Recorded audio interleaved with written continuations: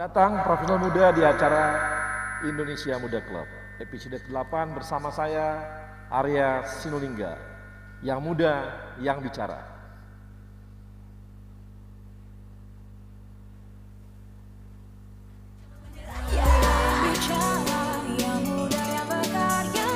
Profesional muda BUMN bisa apa? Aku siap untuk berinovasi. Aku bisa melawan arus untuk kebaikan bangsa. Aku bisa membuat perubahan. Aku bisa bekerja dengan jujur dan independen. Aku bisa memajukan bangsa dengan kreativitas. Kini saatnya profesional muda BUMN dan Indonesia mempunyai wadah untuk mengasah dan bertukar pikiran agar lebih kreatif, inovatif, dan solutif. Saksikan Indonesia Muda Club, diskusi cerdas dengan para profesional muda BUMN untuk Indonesia yang lebih baik.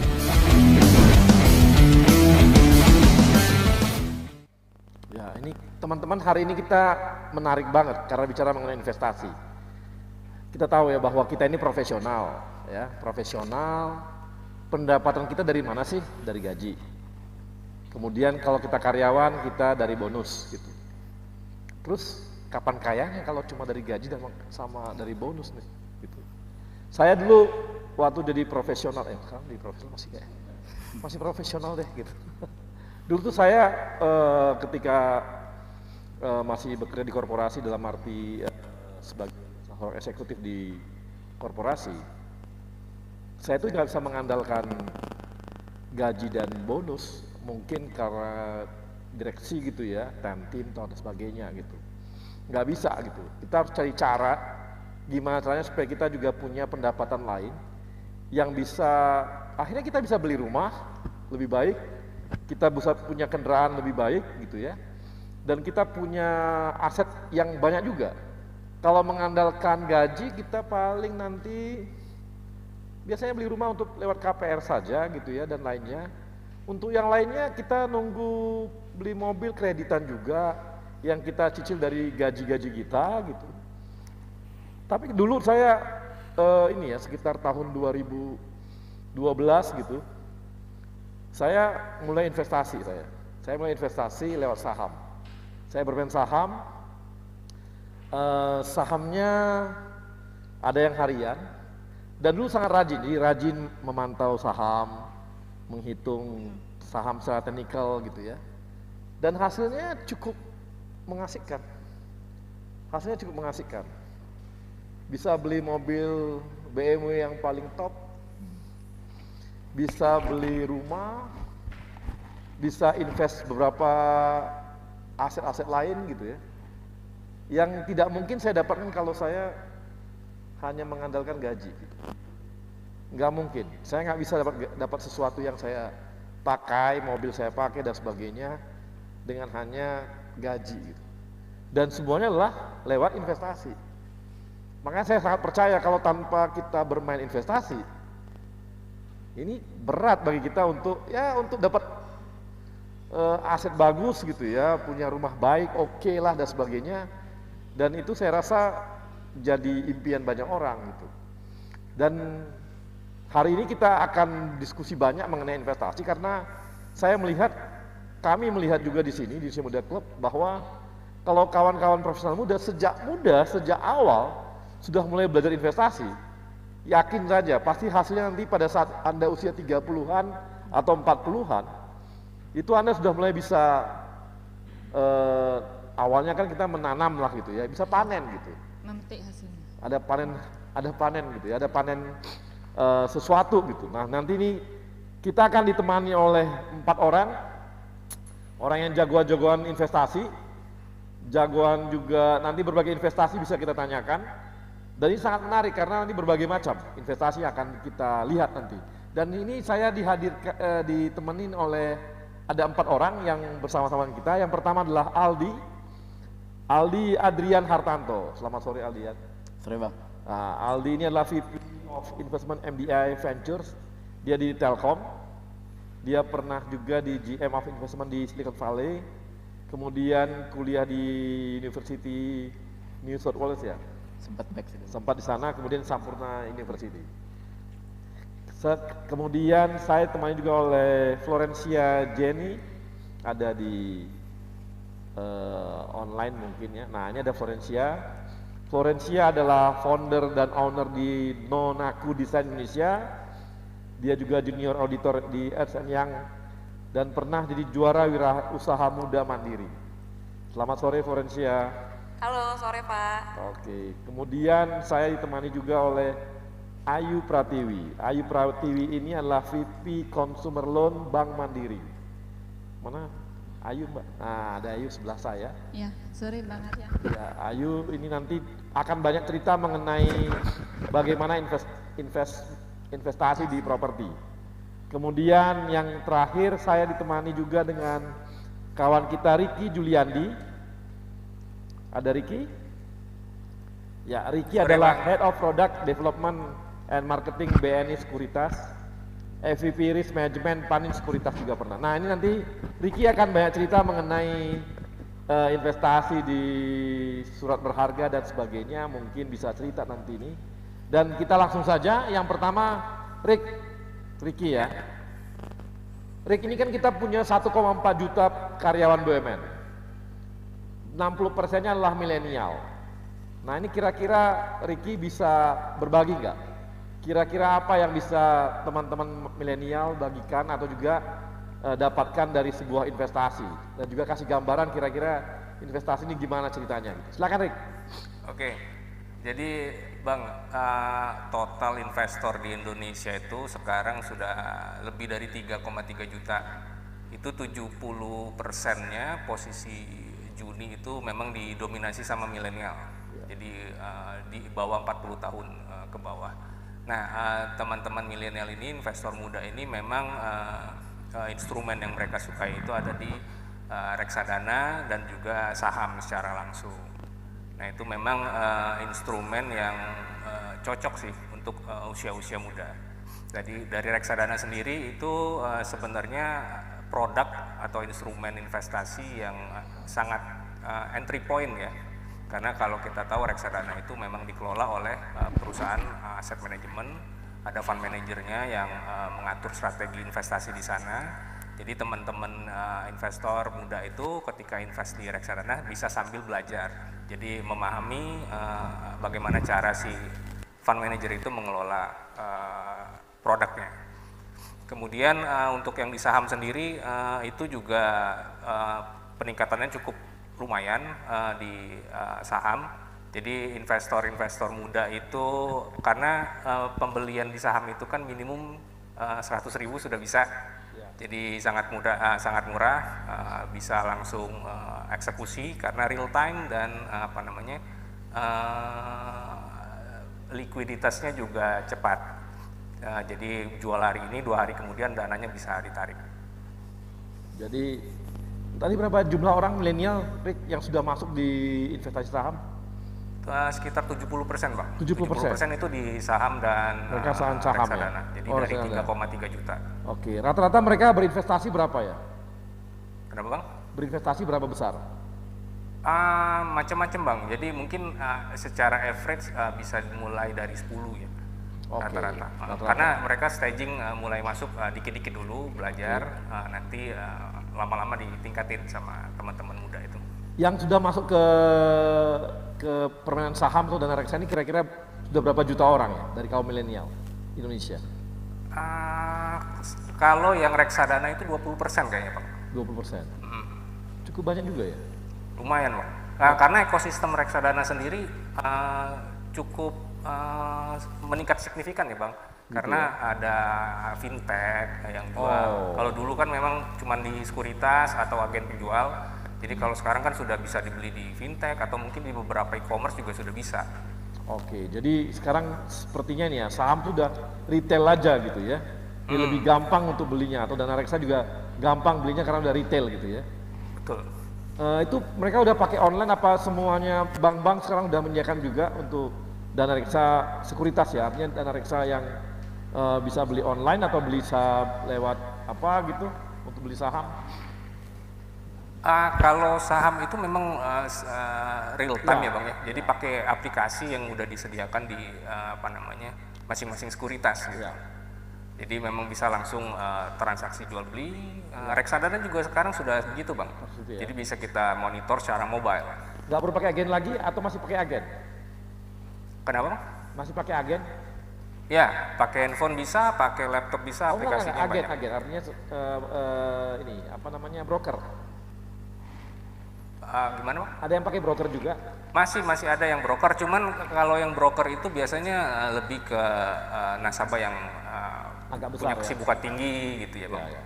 Oke. Masih bisa telepon ke brokernya. Oke. Nah ini tapi artinya ada peningkatan dong ya, ada peningkatan dari teman-teman milenial untuk masuk di investasi saham dan investasi dana reksa gitu ya. Gimana Bang?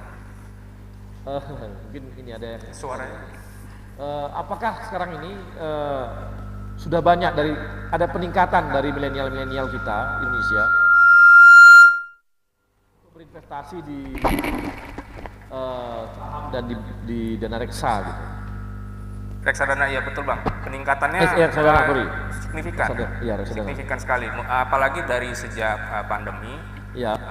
Itu juga mungkin karena semua di rumah, jadinya mencari kesibukan pada buka account di investasi. Jadi peningkatannya memang cukup luar biasa Bang. Oke Rick. Ini sementara saya seperti dulu untuk Ricky, nanti saya akan tanya lebih detail lagi mengenai investasi saham tuh. Apakah gampang atau bagaimana, atau permainannya bagaimana, ada hitungannya, atau kita ikuti apa, milihnya sahamnya bagaimana. Nah ini sebelumnya lebih jauh lagi saya mau ngobrol dengan Flo ini. Halo Flo. Halo Pak. Nah Flo, ini gimana dengan ini ya, Flo kan sudah jadi ini ya, seorang wirausaha muda mandiri gitu ya. Nah kemarin itu ketika Flo mau menetapkan diri untuk bikin bisnis, ini apa pertimbangannya langsung memulai bisnis? Oke, sebenarnya sih awalnya untuk memulai bisnis, waktu saat mulai itu nggak ada pertimbangan apa-apa Pak. Sebenarnya awalnya pada saat kuliah, saya dan adik saya ingin membantu orang tua untuk meringankan biaya kuliah. Nah, tapi sebelum saya lulus kuliah, usaha itu kan sudah ada Pak. Ya. Nah, sebelum saya lulus itu saya sempat direkrut oleh satu kantor akuntan publik. Terus kemudian sebelum saya memutuskan untuk fokus di online shop ini yang zaman dulu itu belum sengehit sekarang bisnis online, saya bandingkan sih antara profit di mana saya hanya memberikan sumbangsi kira-kira hanya mungkin 20% dari energi dan waktu saya, tetapi bisa menghasilkan 300% dibanding pendapatan saya pada saat itu. Jadi saya memutuskan saya fokus di sini. Jadi akhirnya mengambil keputusan untuk berbisnis gitu ya? Ya betul Pak. Nah itu dananya dari mana, orang tua atau dari mana gitu? Nah karena usaha ini diawali untuk membantu orang tua pada saat itu, jadi kita memulai usaha ini tanpa modal. Jadi buat yang nonton di sini nih, kalau kalian nggak punya modal, aku juga bisa kasih tahu kalian karena aku udah ngalamin sendiri, bisa banget loh untuk investasi itu tanpa modal. Jadi mungkin sedikit aku cerita ya Pak ya, gimana caranya ya. Jadi pada saat itu aku mulai jualan itu waktu zaman BlackBerry itu lagi hits. Nah jadi kita memanfaatkan platform tersebut, handphonenya pun aku menang dari acara buket bunga di suatu pesta pernikahan saat itu. Nah jadi kita cuma upload gambar, terus kita istilahnya jual gambar, setelah ada yang beli, terus kan orang itu bayar ke kita. Dan ada keuntungannya sama harga modal tuh. Modalnya kita bayarin ke supplier, nah dari profitnya itu, nah kita terus puterin tuh Pak. Kita nggak semuanya kita gunakan untuk konsumsi, hanya 30% saja. 70% kita komitmen untuk kita terus putarkan hingga awalnya dari hanya sebuah online shop, kini berubah jadi perusahaan. Oke. Dulu yang kamu jual apa aja, lo awal-awalnya? Yang aku jual, sebenarnya awalnya aku jualan casing BlackBerry dulu saat itu Pak. Terus kami mengalami kegagalan. Nah, tapi nggak menyerah, singkat cerita, aku banting haluan sama adikku, kita berjualan pakaian, gitu Pak. Dan dari pakaian itu ternyata permintaannya sangat tinggi sekali. Kita menjual pakaian dengan brand non-aku signature, di mana menyediakan produk yang murah berkualitas bagi rakyat Indonesia. Kamu bikin brand sendiri atau produk sendiri atau dibuat juga brand? Brandnya brand sendiri? Brand sendiri Pak. Produknya bikin sendiri atau ke luar? Atau gimana? pada awalnya, pada saat kita nggak punya modal dan hanya mengumpulkan modal, kita merisal barang orang lain, Pak, menjual kembali barang orang lain. Nah, setelah kita komitmen tuh dananya 70% keuntungan kita terus putarkan, kita bisa produksi sendiri, Pak. Dan brand kita semakin besar, bahkan kita juga ada lini B2B di mana kita bisa produksikan untuk orang lain juga. Jadi sekarang bisnis kamu apa aja, Flo? Bisnis aku sekarang ada yang pakaian nih, yang non-acoustic nature sekarang, ada B2C dan B2B, kemudian kita juga udah merambah ke packaging, kita juga sudah mulai merambah ke non-aku foods, terus kita juga mulai merambah ke seperti misalkan kayak kemasan-kemasan, baju bridesmaid, dan sebagainya, Pak. Oh gitu, jadi udah berkembangnya banyak banget ya? Karena mulai di usia muda itu, Pak, jadi kita banyak waktu untuk kita bisa coba ini, coba itu, coba ini, kalau gagal belajar gitu loh, Pak. Nah, kalau untuk yang B2B kamu jualannya gimana? Apa yang kamu jual? Pakaian dinas atau apa gitu? Seragam atau gimana?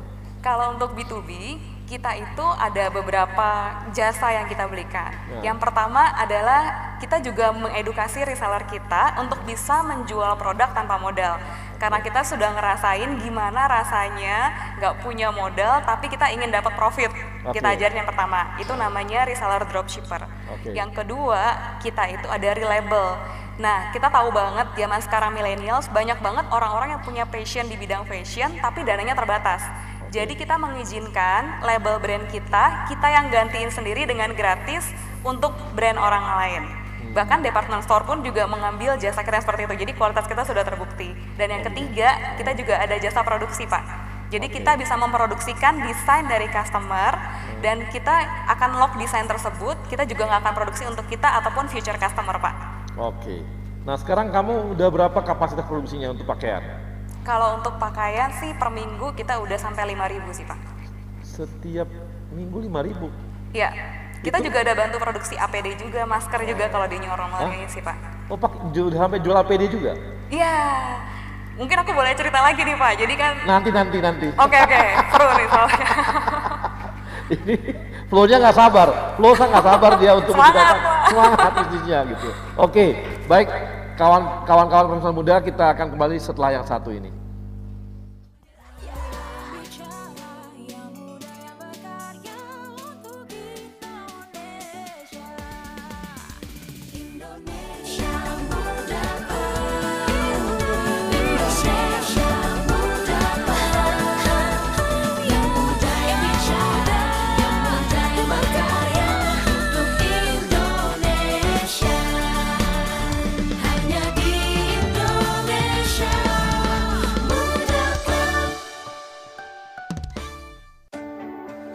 Sebuah semangat baru dalam menghadapi tantangan di masa depan.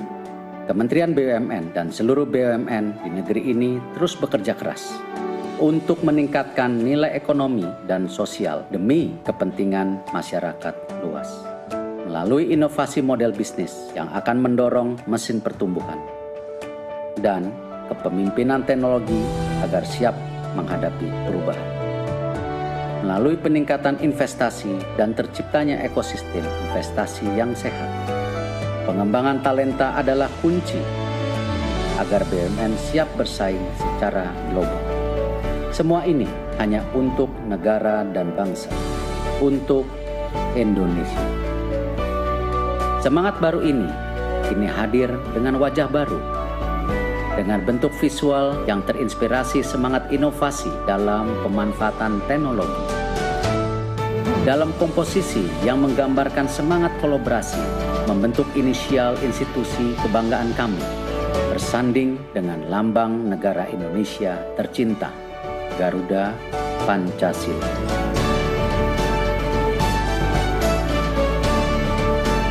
Inilah wajah baru kami, Kementerian Badan Usaha Milik Negara Republik Indonesia, BUMN untuk Indonesia. Ya pemirsa, inilah Edgar si tukang belanja online. Baru beli sneakers nih ya. Edgar ambil HP tuh. Edgar nemu jaket ternyata gercep sekali mau bayar dia. Ya, saldo elektroniknya kurang saudara-saudara. Edgar mulai top up dan sold out karena Edgar terlalu lama. Lu sih berisik. Ribet amat belanja online, debitin aja pakai Mandiri. Hah? Debit Mandiri bisa buat belanja online? Caranya? Gampang kok.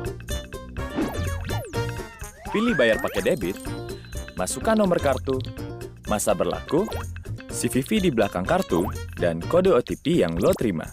Kok aku nggak terima kode OTP-nya? Gak masalah, gak semua toko online butuh OTP.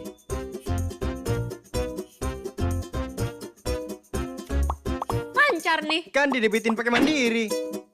Saatnya debitin belanja online. Saatnya Mandiri.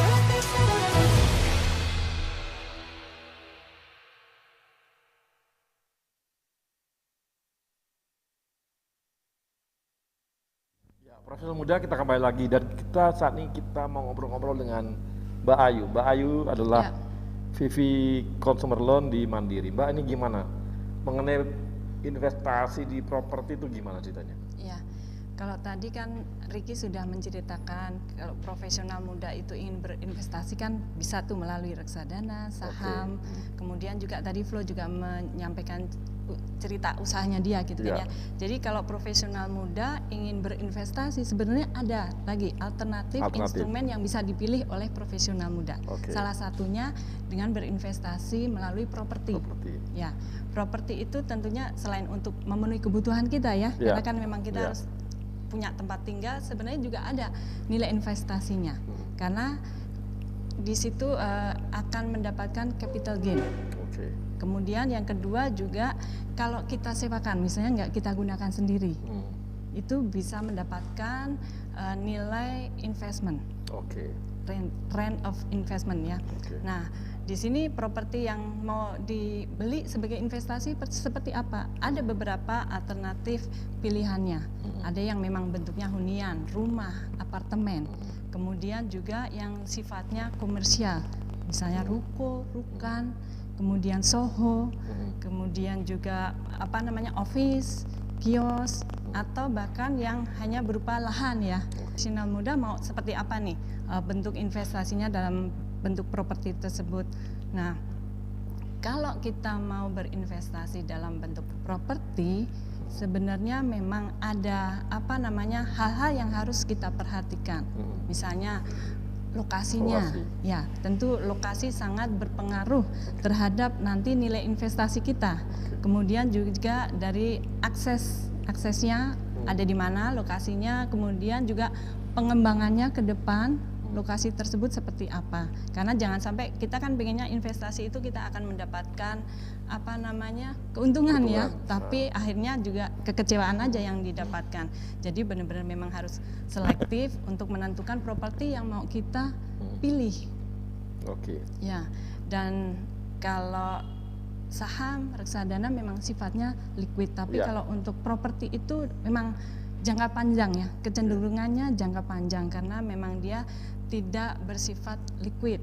Kalau kita misalnya membutuhkan dana cash dalam waktu cepat ya susah, butuh waktu lah ya, karena untuk menguangkan menjual lagi ataupun dialihkan ke pihak yang lain. Tapi kalau dari sisi keamanannya justru jauh lebih aman. Iya, untuk jangka panjang ya. Dan apalagi kondisi sekarang nih Bang Arya. Turun nggak mungkin ya? Sejarahnya nggak ada ya harga properti turun. Kalau saham turun, karena fluktuatif ya, tergantung kondisi market. Nanti Ricky marah itu, tapi nggak apa-apa, terus aja. Enggak, ini kan kita cuman apa kelebihannya, apa kekurangannya gitu ya. Memberikan gambaran aja untuk profesional muda ya, teman-teman profesional muda. Karena kan ada beberapa alternatif nih, karena kan kita lagi mau berinvestasi, jadi banyak informasi yang sesuai nanti teman-teman profesional muda itu pengen menempatkan investasinya itu seperti apa. Karena tergantung balik lagi kalau untuk investasi, untuk investasi gitu ya. Itu apakah lebih enak kita beli properti hunian dan disewakan, atau properti hunian dijadikan tempat kos-kosan? Atau kita beli tempat kos-kosan atau beli apartemen untuk tempat kos-kosan juga? Nah, Tergantung lokasinya. Tergantung lokasinya. Jadi kalau misalnya lingkungannya itu perkantoran ataupun tempat sekolah. Nah, kalau kita kos-kosan kan sebenarnya bisa lebih banyak kamarnya kan. Tapi kalau apartemen kan cuma satu per unit. Betul. Jadi balik lagi, kalau apartemen memang kecenderungannya dia misalnya di daerah yang lebih prime, itu mungkin untuk contohnya dia target marketnya untuk ekspat. Jadi bisa harga sewanya tinggi, baik, jauh lebih tinggi. Dan balik lagi kondisi lagi apartemennya seperti apa, fasilitasnya. Ya, jadi tergantung lokasi di mana propertinya itu berada, baik itu berupa apartemen ataupun landed house landed house yang kita buat sebagai kos-kosan. Sebagai kos-kosan gitu ya. Nah, tapi banyak orang ya, dia beli investasi, beli rumah, tapi akhirnya rumahnya nggak disewain gitu. Sayang nggak itu? Dia hanya berharap gainnya dapat dari capital gain karena kenaikan harga properti doang. Gitu. Iya, jadi hanya berharap capital gain. Iya. Nah, sebenarnya itu balik lagi pilihan ya, pilihan kita. Karena ada juga yang, nggak mau deh propertiku digunakan orang lain. Tapi sebenarnya kalau cuma dibiarkan nggak dihuni sayang juga. Karena kan properti itu seperti harus ada nyawanya. Kalau nggak ada yang menghuni, nanti ada yang huni. Bisa ada kerusakan segala macam, nggak ada yang merawat. Betul. Gitu. Nah tapi Mbak, nanti saya mau ngulik nanti itu market saat ini bagaimana. Nah saya sekarang langsung ke Aldi. Ini kan kamu bisa cerita nggak mengenai bagaimana kita berinvestasi di startup atau apa sebagainya, apakah harus pakai uang banyak atau bagaimana, atau seperti kita ada kayak tadi itu bisnisnya Siflo aja itu ya, bisnisnya bisnisnya ini kan Siflo. Iya, bisnis Flow saya jadi angel investment aja, gitu, saya setor sekian gitu, atau gimana, bisa cerita?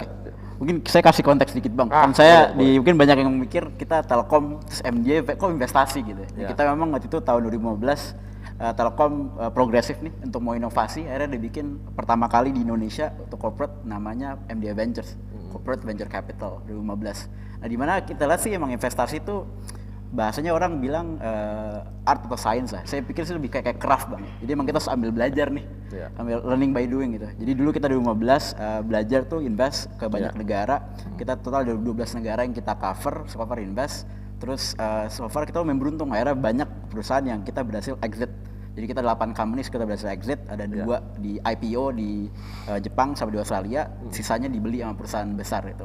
Dan alhamdulillah kemarin juga Telkom dan Kementerian BUMN apresiasi, kita baru dapat pendanaan tambahan lagi dari Telkom dan juga Kementerian BUMN $500 juta untuk kita invest perusahaan lebih besar lagi, lebih banyak di Indonesia terutama. Dan mulai ada banyak investor lain yang percaya sama kita. Akhirnya kita kelola dana pihak ketiga juga. Banyak investor lain kita bantuin mereka kelola dananya untuk kita investasikan. Total kita sekarang megang dana itu $790 juta, dan kemarin kita baru dapat apresiasi dari Global Corporate Venturing bareng sama SoftBank, bareng sama Google Ventures, jadi top 100 investor di dunia untuk MDA Ventures dan saya sendiri waktu itu. Nah dari situ kita belajar Bang, ternyata invest ke startup tuh susah gampang lah. Orang banyak yang mikir kan kayak invest ke startup tuh, ini company-nya baru mulai, datanya financial-nya nggak ada. Tapi sebenarnya kita lihat ada 2 proses yang biasa kita lakukan secara simplifikasi Bang. Yang pertama kita lihat validasi idenya dulu. Kita validasi idenya, di mana kita ada namanya 3P untuk kita biasanya validasi ide. Pertama kita lihat apakah bisnisnya possible, plausible, atau enggak probable. Jadi misalnya nih contoh yang lagi booming kemarin kan misalnya Gojek ya, bisnis kayak ride hailing atau orang naik taksi secara online tuh possible nggak sih? Oh possible, orang bisa lah berani naik mobil orang random pakai platform gitu. Tapi kita coba cek plausible apa enggak sih? Ada nggak sih yang mau udah validasi di luar yang pernah lakuin? Oh ternyata ada yang namanya Uber, ada yang namanya Lyft, ada yang namanya di UAE, ada yang namanya Karim, macam-macam. Di Malaysia ada Grab Taxi. Apakah probable apa enggak sih? Akhirnya mereka coba buktiin apakah mereka ngelakuin di small scale, bisa scale apa enggak sih? Oh ternyata Gojek baru launching langsung berapa puluh ribu user ya kan, orang pada pakai, semuanya butuh, ternyata problemnya clear. Oh berarti ID-nya emang make sense seperti Bersu. Tapi kita juga perlu verify apakah ini perusahaan yang tepat untuk kita investasikan. Nah itu biasanya kita ada namanya 3+1P Bang, rumusnya. Kita lihat people-nya, kita lihat produknya, sama kita lihat potensial marketnya, sama kita lihat performance-nya. Nah kuncinya tuh selalu di people Bang, karena ini memang investasinya tuh filosofinya ke orang. Kayak misalnya kayak sekarang the most valuable company Amazon gitu. Itu Jeff Bezos dari awal berdiri sampai sekarang CEO-nya Bang. Dan dulu waktu awal mereka bikin Amazon, dia cuma jual buku, sekarang jual apa aja gitu.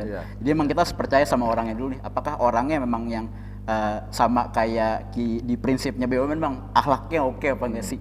Itu sebenarnya verifikasi banget untuk orang gitu ya. Terus produknya itu kita lihat problem sama solutionnya fit nggak sih? Emang dia beneran solving the right problem apa enggak with the right solution gitu. Nah besok kita validasi lagi dari marketnya. Ini kan bikin bisnis bukan charity Bang ya. Beneran ada marketnya nggak sih? Ada orang yang mau bayar apa enggak sih? Potensialnya segede apa sih? Kalau misalnya emang mereka bisa scale bisnis sampai gede. Habis itu terakhir kita validasi dari performance. Emang numbersnya oke apa enggak? Gitu Bang bisa. Kalau gitu harus investasinya besar-besar dong. Gak selalu Bang, jadi sekarang mulai ada banyak platform. Jadi kayak kita di MDA sendiri, kita kan dapat dana besar tuh dari Telkom. Kita lihat kita juga harus mendukung ekosistem yang lebih early. Jadi makanya kita mulai bikin pendanaan-pendanaan untuk bisa invest yang company lebih kecil-kecil lagi. Sampai akhirnya kita lagi mau bikin inisiatif untuk angel investor. Jadi kita mau bikin angel investor network untuk memberikan edukasi dan pendampingan untuk gimana biar orang-orang Indonesia, terutama mungkin awalnya mungkin lebih ke high net worth dulu, tapi gradually yang untuk orang umum kita bisa kasih pendanaan ke startup juga lewat skema crowdfunding. Jadi di mana dari sisi OJK license-nya juga sudah ada crowdfunding. Itu kita lagi coba ekspor apakah kita bisa memfasilitasi network tersebut untuk bisa langsung pendanaan, termasuk dengan profesional BUMN juga untuk bisa kasih pendanaan ke startup langsung lewat platform tersebut. Tapi kalau yang namanya early banget itu menilainya berat banget ya, karena seperti saya kasih contoh di Cina aja. Cina itu kan dia ada ini ya, startup dulu yang namanya orang pakai sepeda itu loh. Oh, Mobike gitu. Kan sekarang dulu itu dikira orang pasti bakal naik nih, ternyata mati gitu. Betul Bang, jadi hukum investasi dan keuangan high risk high return Bang, itu selalu kayak gitu. Tapi risk itu banyak orang yang bilang hilang kita harus hindari. Tapi kalau menurut kita tuh risk harus kita embrace dan kita manage. Gimana nih nge-manage risknya tadi? Makanya tadi kita ada beberapa proses Bang. Banyak tuh problemnya orang tuh biasanya kalau dulu emang zaman saya baru mulai industri ini sekitar 8 tahun yang lalu, orang strategi namanya spray and pray Bang. Jadi mereka invest yang banyak nih, 100 misalnya, ya mungkin satu ada yang jadi Tokopedia deh mungkin, dimana itu bakal nutupin resikonya. Tapi kita percaya harus yang prudent, makanya prosesnya kayak tadi Bang. Kamu percaya nggak? Saya pernah bikin gaya seperti startup untuk sepak bola.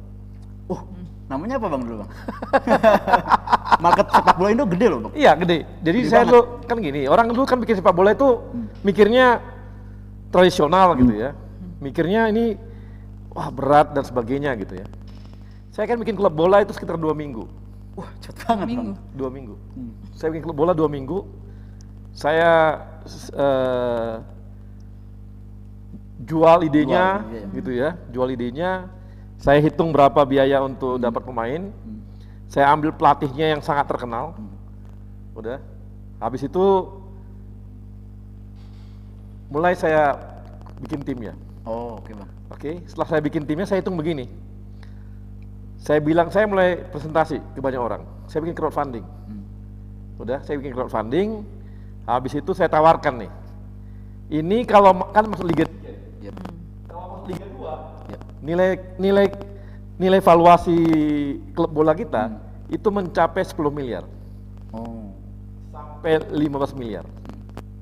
Saat ini saya buka peluang 50 juta rupiah aja untuk crowdfunding untuk berapa orang. Saya buka sekitar 25% saham saya buka. Saya kemarin dapat sekitar 1 miliar. Wah, oke banget Bang. Udah. Saya bikin di Sumatera Utara. Tanding, juara Liga Sumatera Utara. Oke Bang. Udah.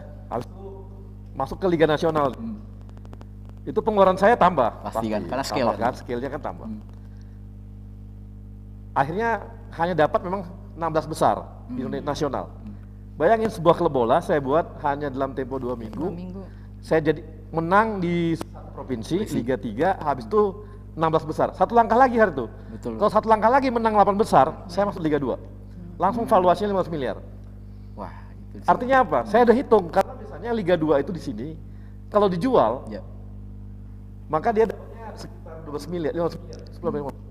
Hitungan saya hari itu, setelah nanti Liga 2, saya kapitalisasi lagi, setelah itu saya IPO-kan.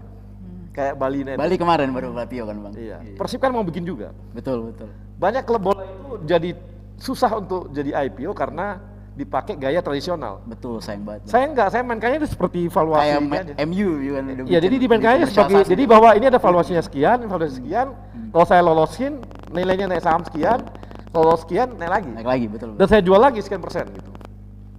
Betul Bang. Wah, kalau saya tahu saya juga invest dulu Bang.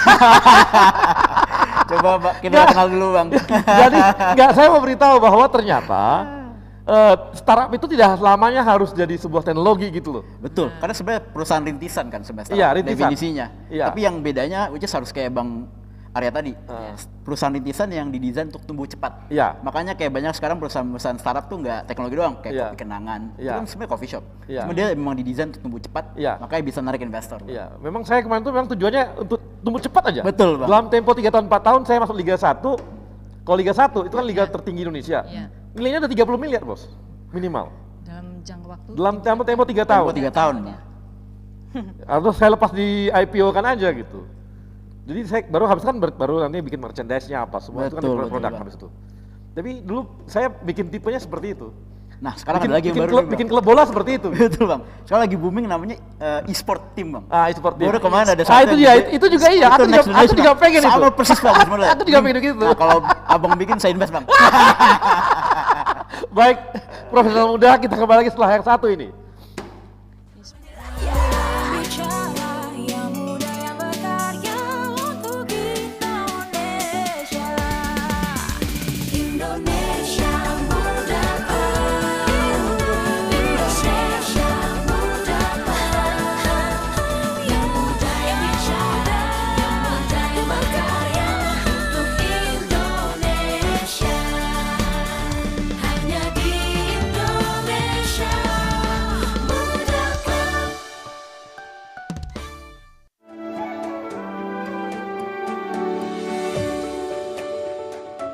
Selamat datang kami ucapkan kepada Bapak Erick Thohir, Menteri Badan Usaha Milik Negara periode 2019-2020.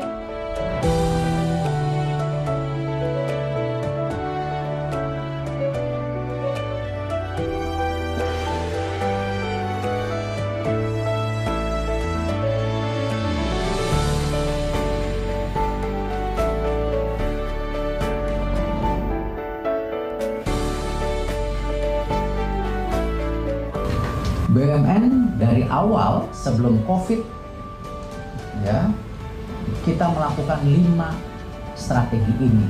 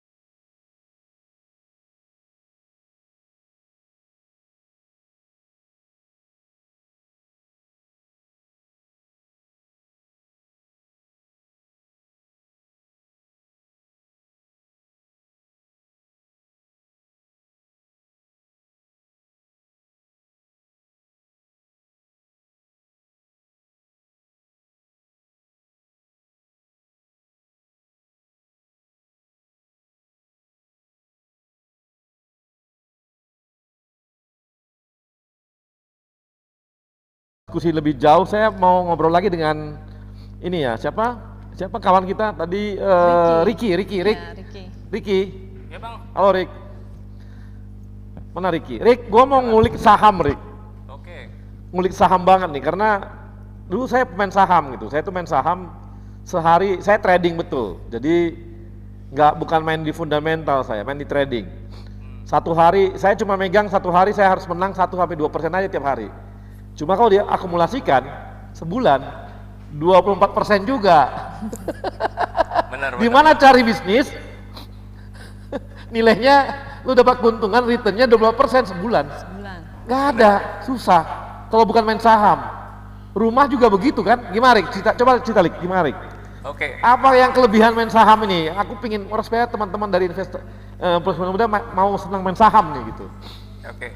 Jadi sebelum kita mereka masuk ke investasi saham itu, pertama itu kita harus pahami bahwa tadi mungkin sudah disinggung sama Aldi juga bahwa investasi itu kan ada resiko, di mana kita memanage resiko tersebut. Ya. Jadi satu teori yang saya suka, yang biasa saya bagikan juga ke teman-teman muda itu teorinya Elizabeth Warren, itu dari cash flow management, Bang.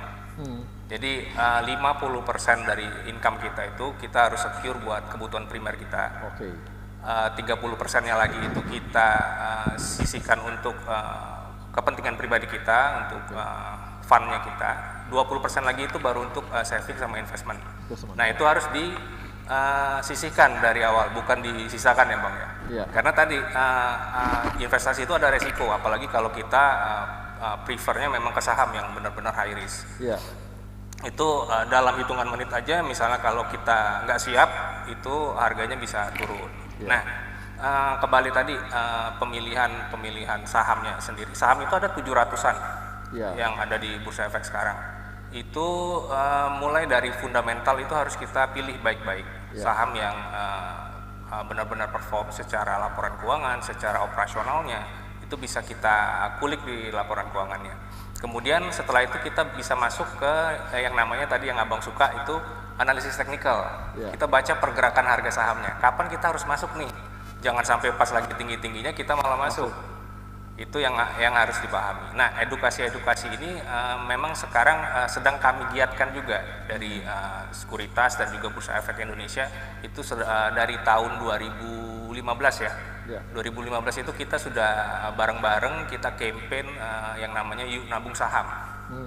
Nah, di situ kita mengajak teman-teman muda itu mengenal saham, kemudian dari situ kita ajarkan juga cara milih sahamnya. Ya. Nah, gitu. Jadi ini ya, high risk, high value lah ya. Betul. Ya. Saya dulu Rik mainnya nggak banyak Rik, 1%, 2% sehari. Cuma saya main 1M, 2M. Gede Bang. Tapi saya jadi dapatnya 20 juta sampai 40 juta sehari. Saya bisa dapat rata-rata dulu saya dapatnya 300 juta sebulan. Mantap. Dulu ya waktu lagi ganas-ganasnya. Masih muda sih. Darahnya masih panas.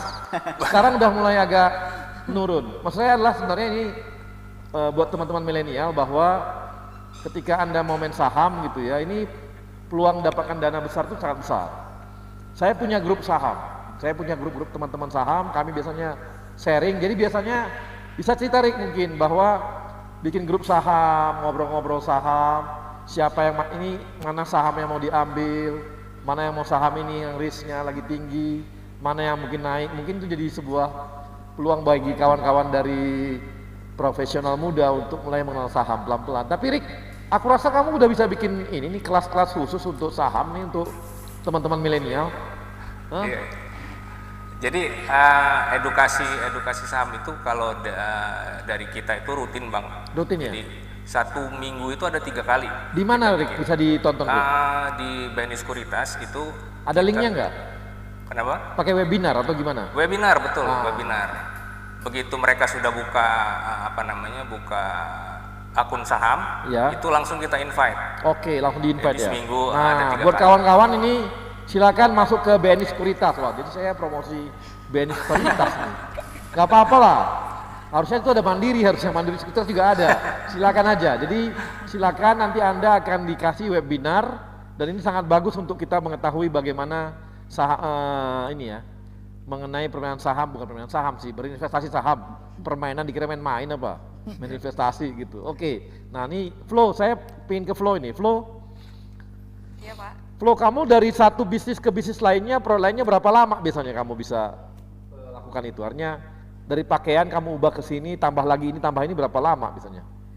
Itu hitungannya tahunan sih Pak sebenarnya. Tahunan. Karena kita kamu dari udah, awal mulai emang kan kamu nggak usianya ada berapa, Flo?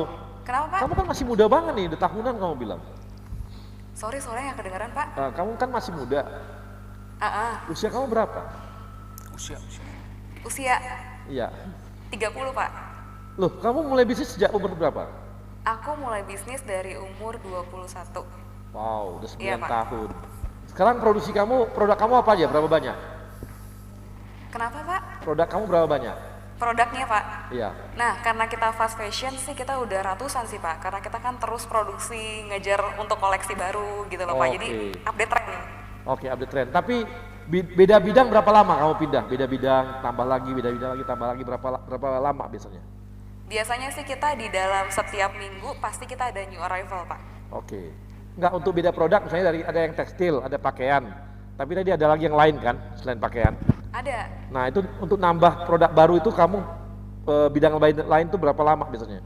Oh, kalau untuk pindah kayak gitu sih kita ada analisa pasar dulu gitu loh Pak. Karena kan udah pernah ada pengalaman jatuh bangunnya dari awal mulai gitu kan Pak ya. Jadi sekarang kita nggak mau gegabah sih.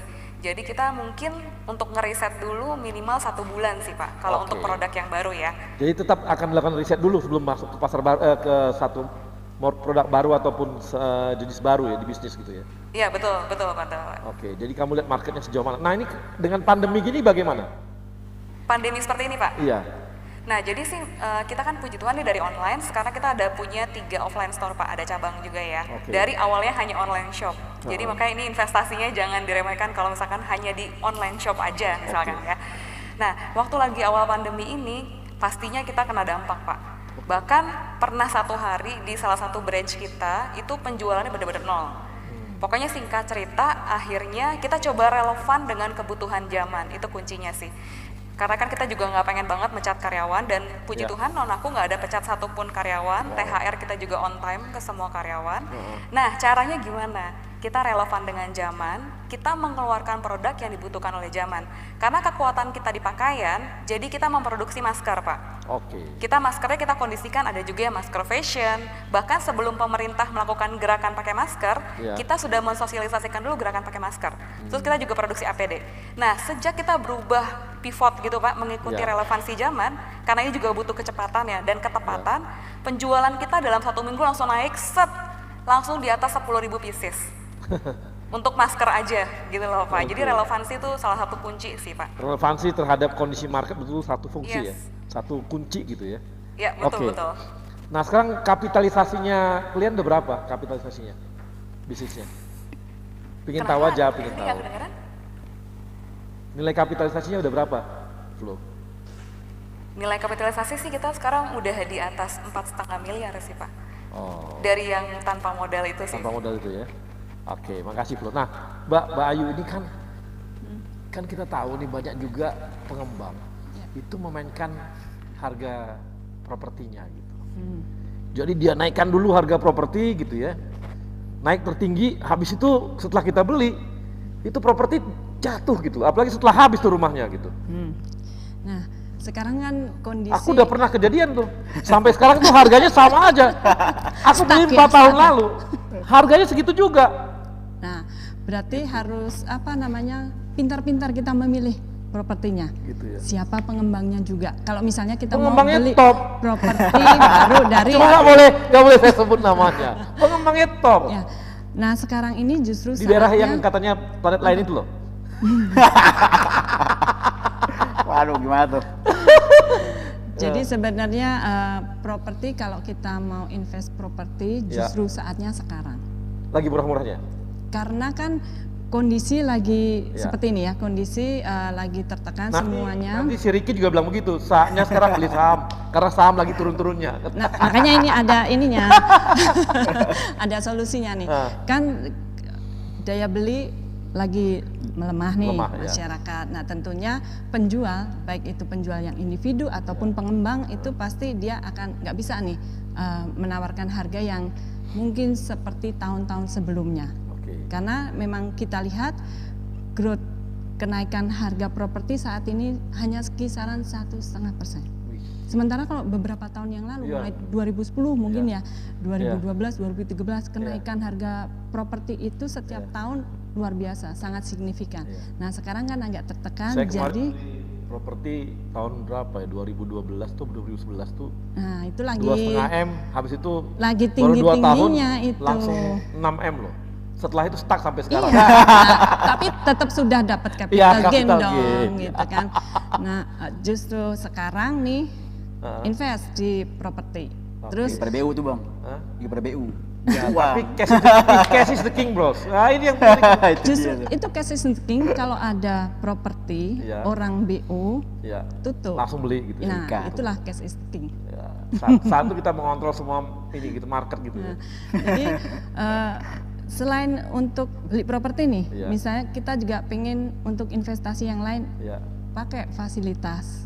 Pembiayaan. Jadi kan harusnya kalau beli properti kan 100% nih bayar cash. Nah, kalau kita pakai fasilitas pembiayaan dari bank, KPR contohnya misalnya, berarti hanya menyediakan down payment dan biaya KPR. Sehingga kan down payment sangat ringan sekarang, mulai 5%. Oh 5% ya? Iya. Oh 5%? Hanya 5%. Kita beli kalau kita beli besok. Sehingga 95% yang harusnya kita bayarkan ke penjual bisa kita alokasikan untuk investasi yang lain.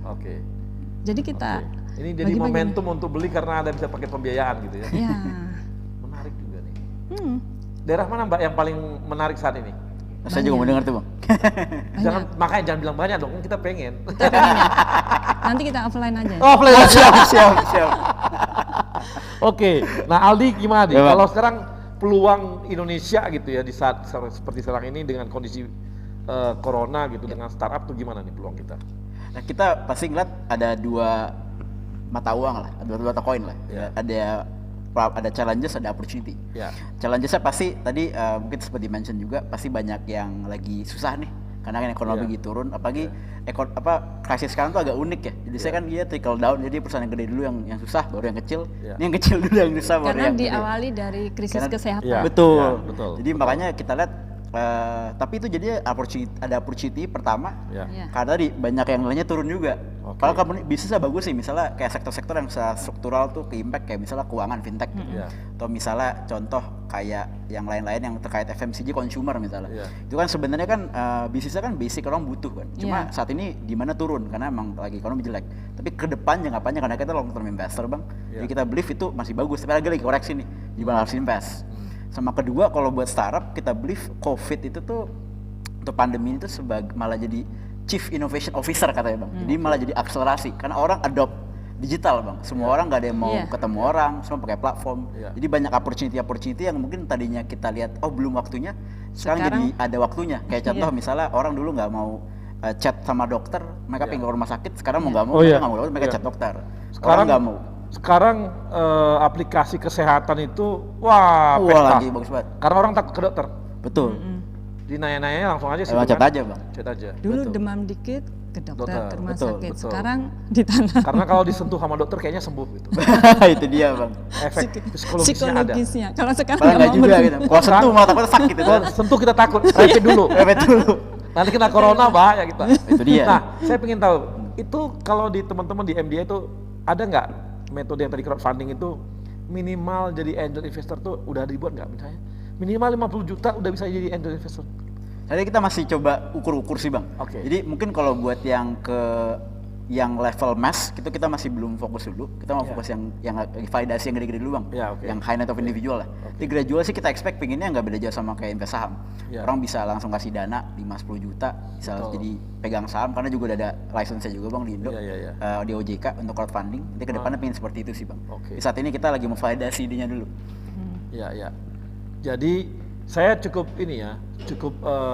tertarik itu ya mengenai angel investment tapi dengan cara dana yang sangat kecil tadi. Minim, betul. Itu kan memberi ruang besar kepada pada orang ya. Betul. Kita tahu dulu kan di saham aja satu lot tuh minimal berapa? Betul, kan Bang. sudah turun bisa Bisa gitu lebih ya. sedikit lagi, Bang. Lebih sedikit. Baru perbedaan antara satu dulu kan saham tuh naiknya berapa ya?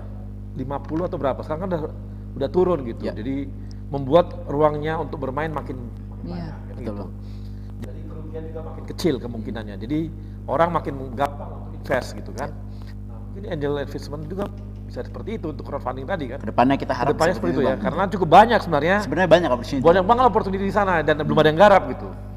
Belum ada yang ya. garap kan gitu. Apalagi dikasih ruang-ruang bahwa keuntungannya sekian persen, tapi asal jangan nipu aja. Betul dia. Itu yang kita lagi verifikasi dulu, Bang. Jangan Karena sampai itu. kan tahu kan ada yang kemarin si bodong itu juga kita nggak mau tuh, Bang. Bukan yang sampai kemarin rame itu loh. Sang diadu-adukan itu kan juga bikin menakutkan bagi Oh, itu investor. dia, betul, Bang. Tahu kan? Iya, iya, tahu. Tahu kan? Kita di mana? Cuma saya nggak boleh ngomong. Saya juga boleh ngomong, Bang. Baik, ini juga kita terima kasih kepada kawan-kawan Nobar, teman-teman ITDC, PPD dan Rekayasa Industri. Ini teman-teman di Rekayasa Industri ini anak-anak ITB ini banyak ini, pintar-pintar tapi kaku. Kenapa gitu tuh, Bang? Ya karena tahunnya belajar aja baru bikin sesuatu. Jadi mereka investasi agak-agak kurang. Waduh. Tahunnya bangun-bangun nanti makanya perlu diajari tentang ITB itu. Kita ngobrol-ngobrol ntar, Pak. Iya perlu. Direkin tuh perlu sepertinya. Nah, saya mau nanya nih sama teman-teman. Nah, Mbak Flo udah investasi di mana aja? Komen Mbak Flo. Saya mau nanya Mbak ini. Mbak apa? Mas Aldi Woy. udah investasi di mana aja? Ada investasi nggak? Saya Cerita-cerita ngobrol-ngobrol lah. Saham, majority saham Ya. sebagian kecil di apa namanya? Surat utang bond. Oke. Terus invest beberapa bisnis temen. Oke.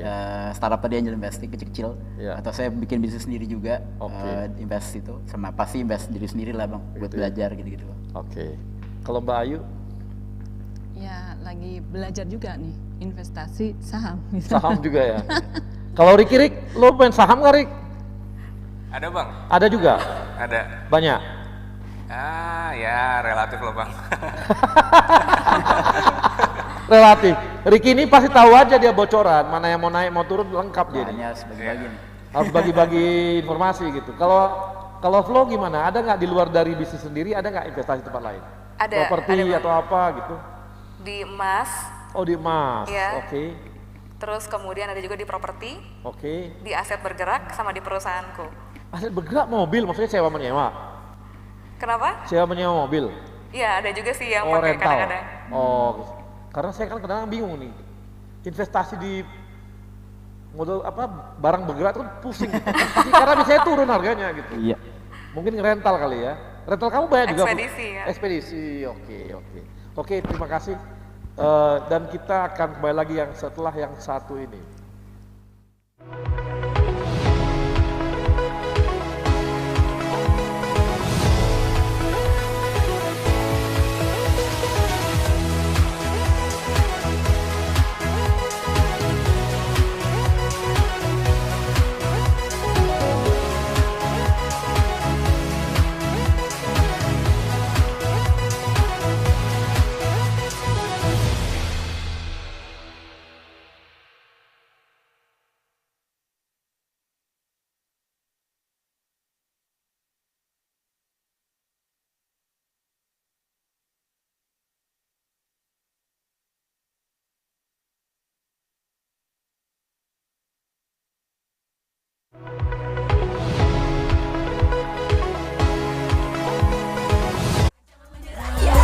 Bicara yang muda yang berkarya untuk Indonesia.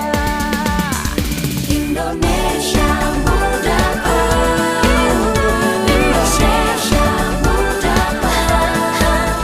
yang muda yang bicara, yang muda yang berkarya untuk Indonesia.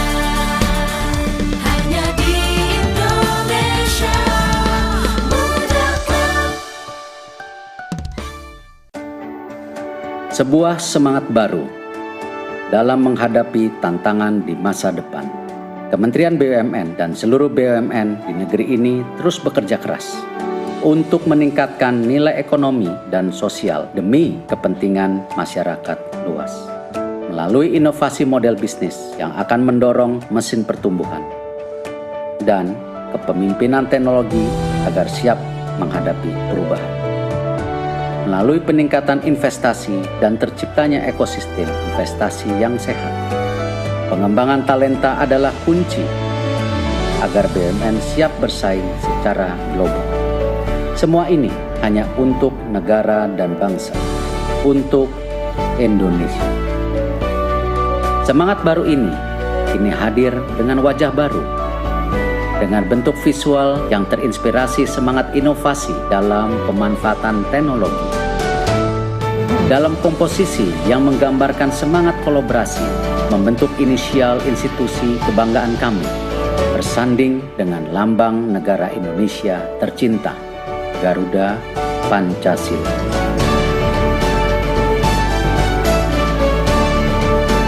Inilah wajah baru kami, Kementerian Badan Usaha Milik Negara Republik Indonesia, BUMN untuk Indonesia. Ya pemirsa, inilah Edgar si tukang belanja online. Baru beli sneakers nih ya. Edgar ambil HP tuh. Edgar nemu jaket ternyata gercep sekali mau bayar dia. Ya, saldo elektroniknya kurang saudara-saudara. Edgar mulai top up dan sold out karena Edgar terlalu lama. Musik berisik. Ribet amat belanja online? Debitin aja pakai Mandiri. Hah? Debit Mandiri bisa buat belanja online? Caranya? Gampang kok. Pilih bayar pakai debit, masukkan nomor kartu, masa berlaku, CVV di belakang kartu, dan kode OTP yang lo terima. Kok aku nggak terima kode OTP-nya? Gak masalah, gak semua toko online butuh OTP.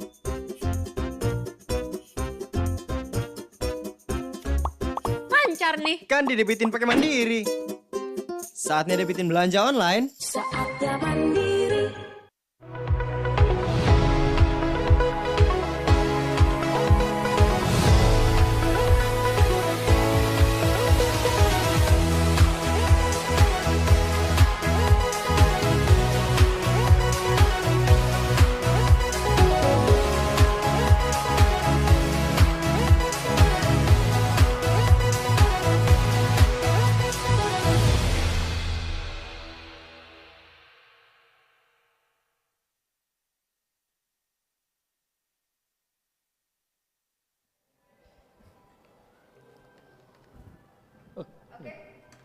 Sorry, Profesor muda copot ininya. Jadi udah nggak apa-apa, biar aja.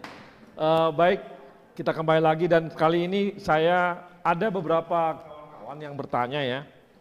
Ini dari Dani Ananda. Dani Ananda, pengen jadi investor sukses seperti Sandiaga Uno. Cara melindungi investment kita ke bisnis kita gimana? Biar aman dan nggak tertipu. Mungkin kalau untuk properti gimana nih Mbak? Mbak Ayu gimana Mbak? Ya. Sebenarnya investasi itu kan salah satu upaya kita ya, untuk melindungi nilai uang kita. Ya. Nah, melindungi ya itu. Ya. Investasi adalah melindungi nilai uang kita. Ya. Karena kan harapannya kita semakin ke depan dengan bertambahnya tahun itu kan kepemilikan kita tuh semakin bertambah. Ya. Ya.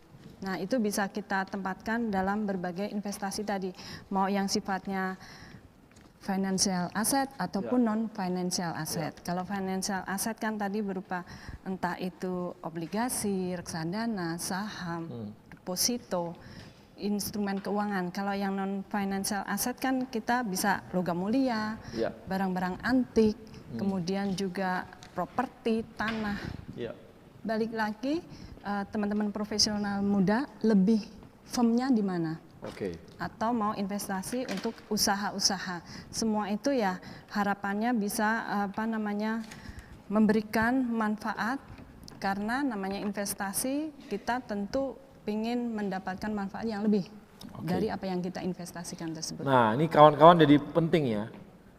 Karena kalau uang Anda itu Anda tidak investasikan, maka sebenarnya nilainya bakal turun. Ya. Karena kena inflasi.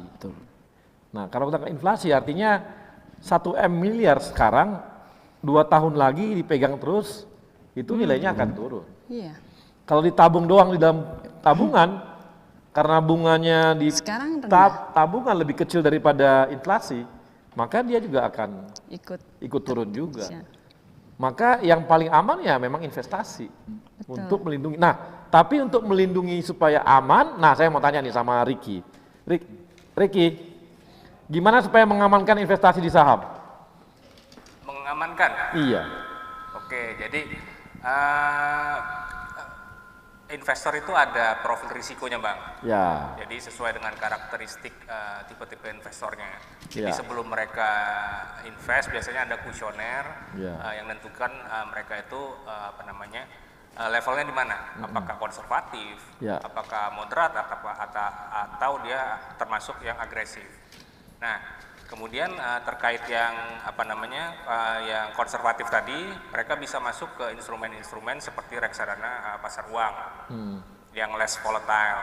Ya. Kemudian kalau yang moderat bisa ke pendapatan tetap, atau kalau yang agresif tadi bisa ke saham.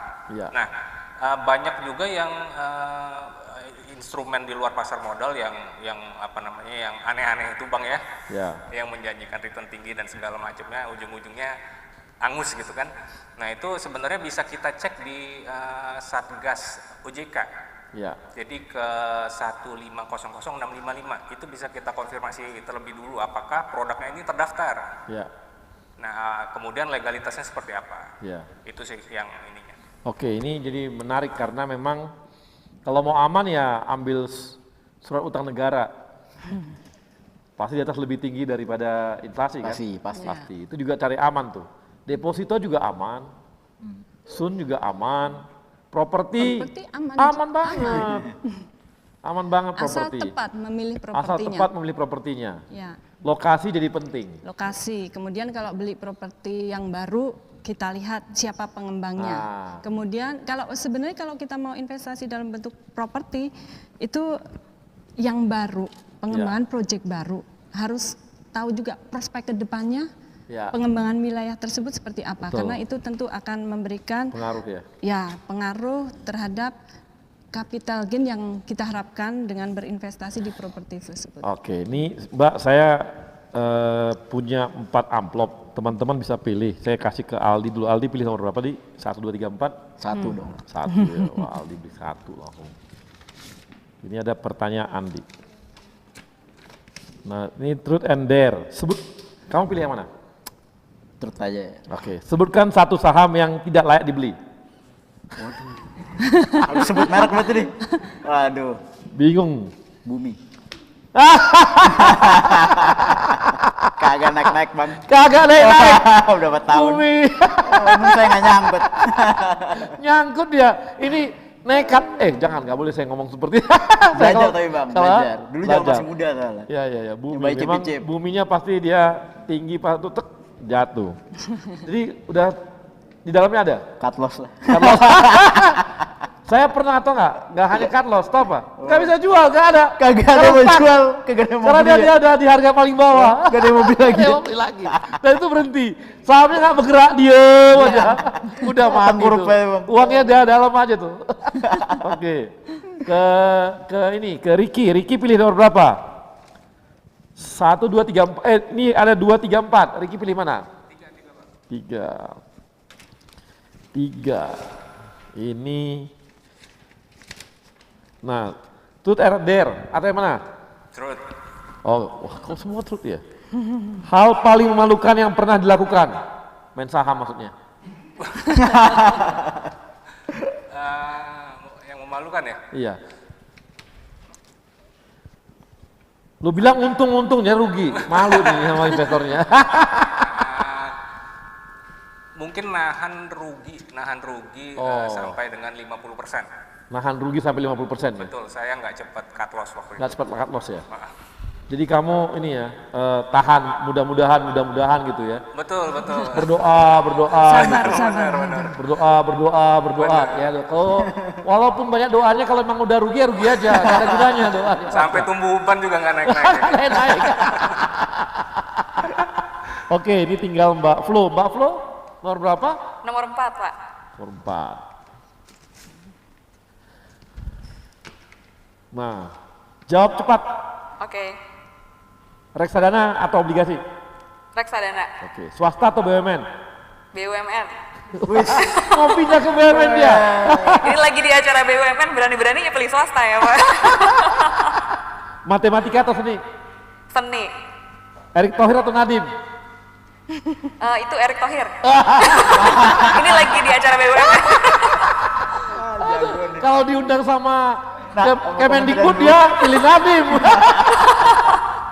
Senayan City atau Plaza Senayan? Plaza Senayan. Oh, Plaza Senayan. Berarti ini udah tradisional nih. Foto. Ya. Kalau sensi kan udah pasti yang agak-agak. Nah, ini kembali nih Mbak Ayu langsung nih. Jawab cepat. Tahan atau jual? Tahan. Wah. Sabar saya. Sabar. Sabar. Sabar. Lama atau sebentar? Waduh. Cepat. Lama atau sebentar? Lama atau sebentar? Iya. Dalam konteksnya apa? Wah, kemana-mana nih Bang Arya, Bang udah langsung menjurus ya. Lama karena tipe yang loyal ya? Ya kan kamu kan tadi tahan kan? Orang tahan pasti lama. Betul. Betul kan? Loh iya bener, orang tahan pasti lama. Orang lama pasti tahan kan? Atta Halilintar atau KKI? Apa? Atta Halilintar atau KKI? Atau siapa? Atta Halilintar atau KKI? KKI. Atta. Oh Atta. Emas atau falas? Emas atau falas? Emas. Emas. Himbara atau BCA? Wah, hati bisa keluar SK nih. Aduh. Bahaya banget. Aduh. Ayo Mbak dijawab. Harus ditungguin. Lama nih kalau jawabnya lama. Oh harus dijawab. Ya iya dong. Ya kan kita ya Himbara lah pasti nggak mungkin ya lah. Mana mungkin berani itu dia. Pertanyaan yang nggak perlu dijawab. Nggak perlu dijawab. Ini yang bikin pertanyaan nggak bener. Nggak mungkin jawabnya yang lain. Gila apa? Oke, baik profesional muda kita udah banyak ya. Walaupun memang ini belumlah begitu dalam. Tapi paling tidak bagi teman-teman profesional muda bahwa kalau Anda mau melindungi nilai uang Anda yang Anda miliki, maka Anda harus investasi. Investasinya nanti tergantung. Baik apakah yang memang yang cari aman gitu ya, atau yang memang dia progresif, atau yang lebih berani lagi agresif gitu ya. Kemudian juga kalau Anda hanya berpegangan pada gaji Anda, maka Anda akan ya standar naik gaji Anda aja. Dan Anda akan sangat susah juga nanti untuk menambah nilai dari dana-dana dan uang-uang Anda. Apalagi kita kan tahu kita nggak boleh korupsi kan? Ya teman-teman milenial harusnya nggak boleh korupsi lagi, itu bukan budaya kita gitu. Jadi cara yang paling aman dan nyaman cari duit adalah dengan cara investasi. Dan yakinlah kalau Anda pintar berinvestasi, maka Anda akan kaya. Udah pasti kalau kaya gampang cari jodoh. Karena cewek-cewek sekarang udah ogah. Walaupun Anda buncit perutnya, gendut, walaupun Anda kurang ganteng, tapi kalau uang Anda banyak, Anda akan dipilih oleh mereka. Cewek-cewek cantik itu. Jadi ayo belajar investasi karena ini sangat penting dan sangat berguna bagi Anda. Dan karena masih muda, mulai investasi sejak awal. Kalau mau berbisnis seperti tadi tuh, teman kita Flo, baru umur 21 sudah berbisnis. Sekarang usia 29 sudah bisnisnya makin besar dan makin banyak. Dan kami juga menyampaikan terima kasih ke sponsor kita, ada Bank Mandiri, kemudian ada ASDP Indonesia Ferry, kemudian Pegadaian, dan terakhir teman-teman PNM. Dan tidak lupa juga kepada Yayasan BUMN yang tetap mendukung dan mensupport Indonesia Muda Club. Sampai ketemu di episode mendatang. Terima kasih.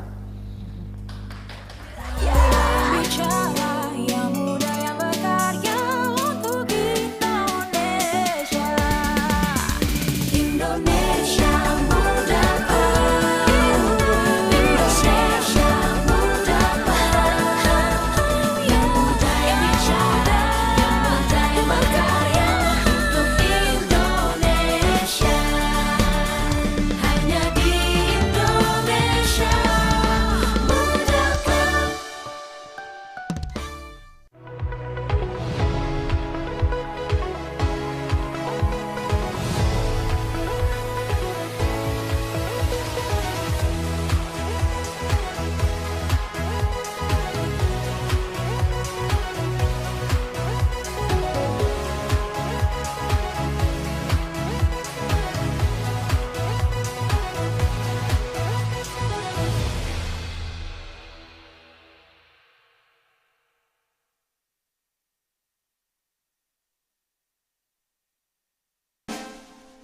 Ya pemirsa, inilah Edgar si tukang belanja online. Baru beli sneakers nih ya. Edgar ambil HP tuh. Edgar nemu jaket ternyata gercep sekali mau bayar dia. Ya, saldo elektroniknya kurang saudara-saudara. Edgar mulai top up dan sold out karena Edgar terlalu lama. Musik berisik. Ribet amat belanja online? Debitin aja pakai Mandiri. Hah? Debit Mandiri bisa buat belanja online? Caranya? Gampang kok. Pilih bayar pakai debit, masukkan nomor kartu, masa berlaku, CVV di belakang kartu, dan kode OTP yang lo terima. Kok aku nggak terima kode OTP-nya? Gak masalah, gak semua toko online butuh OTP.